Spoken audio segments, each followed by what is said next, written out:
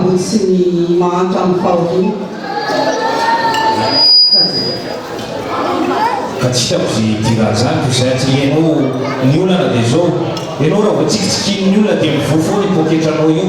ny anaranao amintsika mamira ovana hoe mirana mirana atsoatsy anao mety hosoloako koa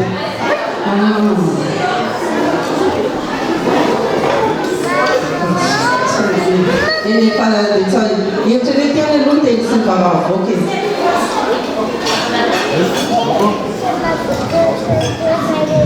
Ninyo tsy avelan'tany mitengasy izahay.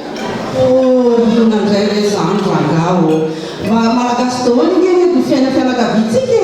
tokandray antsika tengasy ny tokony ampiasaina raha toa tsy mila miteny gasy zany raha zany tsy fantatry ny olona avy andafy mba mila marika amin'ny tongena ndray Andriamanitra